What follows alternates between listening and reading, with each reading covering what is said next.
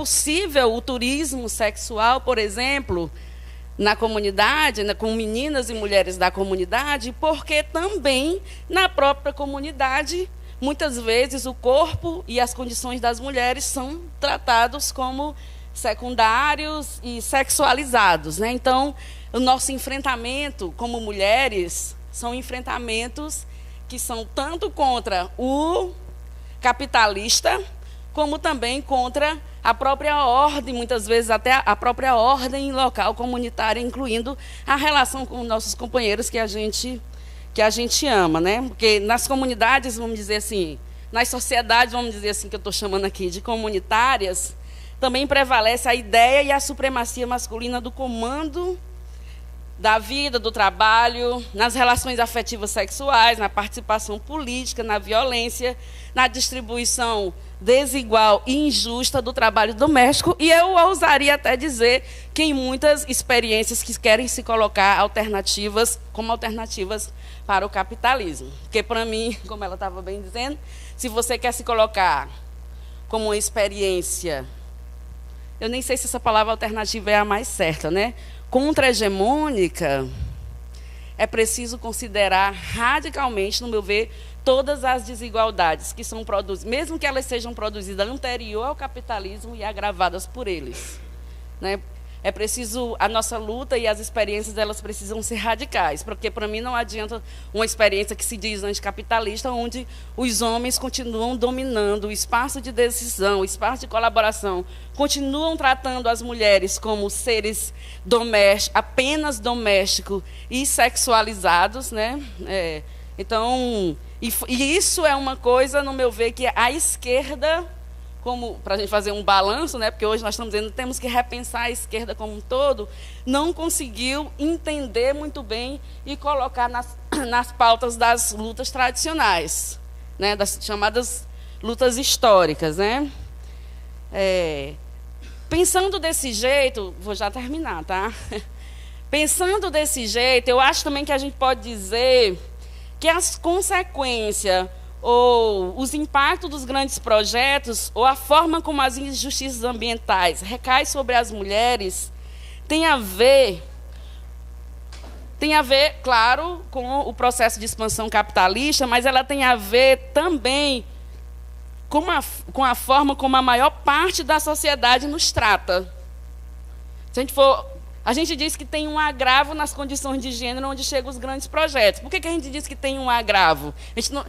A gente nem sempre diz que é o começo dos problemas das mulheres, não, mas é um agravo das condições das mulheres, porque já anteriormente se tem uma visão problemática sobre nós mulheres nas diferentes sociedades. Nós somos vistas como seres não políticos, somos vistas como seres cujo trabalho é secundário, complementar ao dos homens, né? E nossos interesses não são... A gente não é vista como sujeitos que têm interesse próprio. Aí eu vou fazer algumas perguntas aqui provocativas, né? Por exemplo, por que a questão da exploração sexual afeta fortemente as mulheres quando dos grandes projetos, né? Inclusive sendo uma alternativa de trabalho em algumas comunidades. Não estou falando isso para ser careta, não. O debate sobre a prostituição é muito complexo. Mas a gente não pode negar que na cadeia dos grandes negócios a prostituição é um trabalho que vale muito pouco, né? Que vale muito pouco, que acumula muito pouco e custa muito para as mulheres, né? Porque o trabalho de prostituição não é um trabalho fácil, né? Porque o agravamento da saúde pública e da precarização do serviço público aumenta sobremaneira o trabalho das mulheres quando você tem a contaminação dos ambientes com um aumento do adoecimento sem os devidos serviços. Porque nós, mulheres, fomos e somos responsabilizadas por todo o processo de cuidado. A gente não conseguiu, né, nem os homens conseguiram, vamos dizer assim, compartilhar devidamente com as mulheres essa dimensão do cuidado. E aí, quando a gente fala, né, que umas novas alternativas, né, de sociedade, modo de vida, tem a ver com a economia do cuidado, acho que também a gente quer dizer que essa economia do cuidado deve convidar os homens para compartilhar conosco o trabalho com as crianças, o trabalho do ambiente doméstico, o trabalho na cozinha, e isso não deveria ser um problema e nem uma coisa tão difícil, porque os esclarecidos já estão sabendo que a gente tem que transformar a sociedade, então não é um raciocínio difícil da gente fazer, né? Uma outra pergunta, ou questão, sei lá.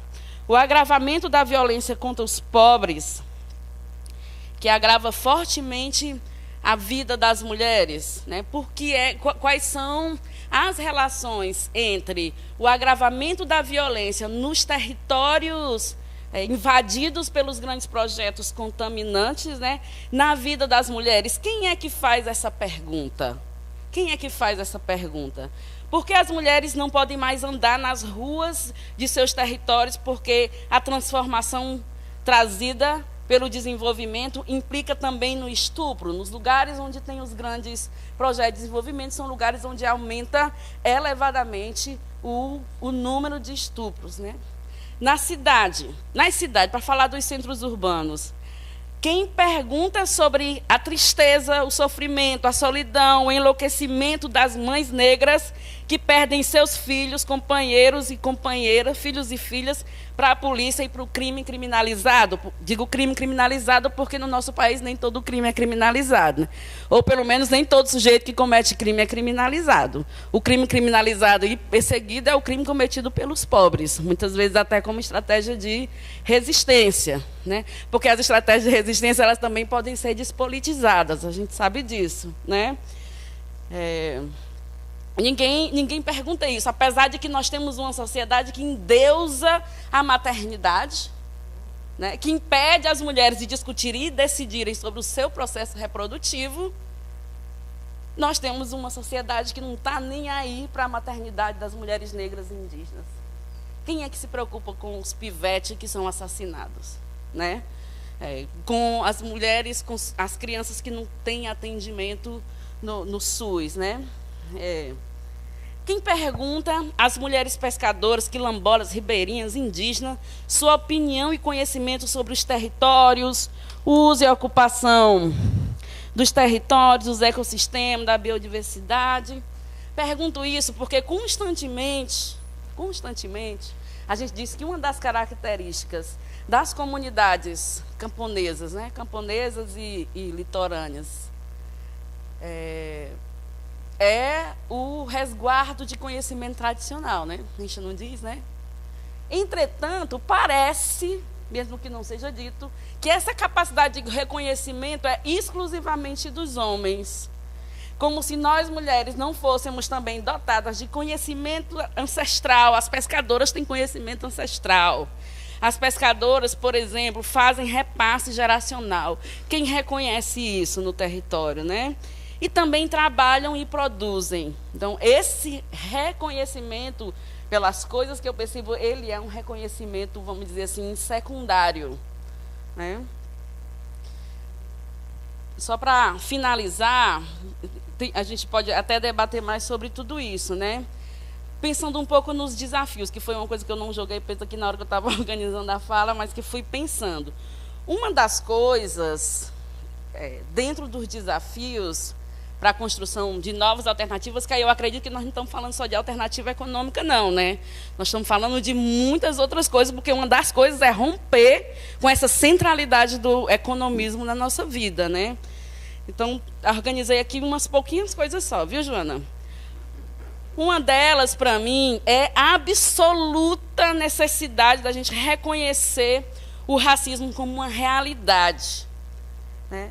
E que tanto o racismo como o machismo e o patriarcado existem de fato e estruturam fortemente as classes sociais. Embora nós viemos dizendo isso há muito tempo e tal, nesse discurso do racismo, recorte de gênero, raça e classe, me parece que este reconhecimento ele ainda não é suficiente, apesar de ter alguma coisa. Porque reconhecer o racismo, por exemplo, não é só a gente dizer do quanto os indicadores, né, de violência, de assassinato e tal, envolve muito mais a população negra. É preciso, para além do reconhecimento, a gente desse problema, a gente pensar formas de transformar. E aí nós temos que pensar as nossas metodologias de movimentação social.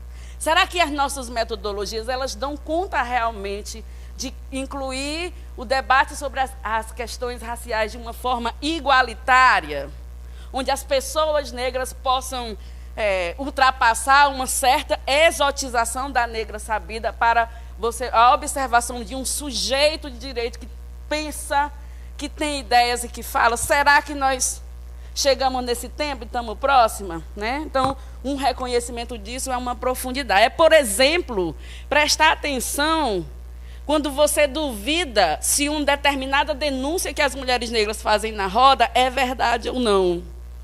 Né? Porque eu acho engraçado que toda vida que a gente denuncia situações de racismo, coisas assim, o povo acha que a gente está se vitimizando. Há uma tendência de achar que a gente está se vitimizando. Eu digo assim, vale tu que está se tremendo todinha quando eu estou denunciando isso.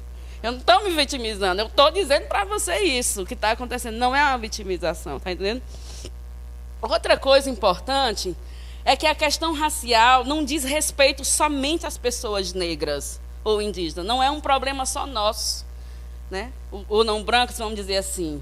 Os desprivilégios que a gente experimenta, a violência que a gente experimenta, ela só tem sentido se a gente pensar que existem os privilegiados. Né? Só tem sentido se for assim. Né? E quem são esses privilegiados? Eu acho que reconhecer a branquitude como um problema é fundamental. É muito importante. Por quê? Porque como brancos, as pessoas têm muito mais oportunidade de ter acesso à universidade, de ter acesso ao conhecimento, de ter acesso a transporte seguro, de ter acesso a não sei o quê. Não é para culpabilizar, porque às vezes as pessoas, os brancos se sentem culpados, né?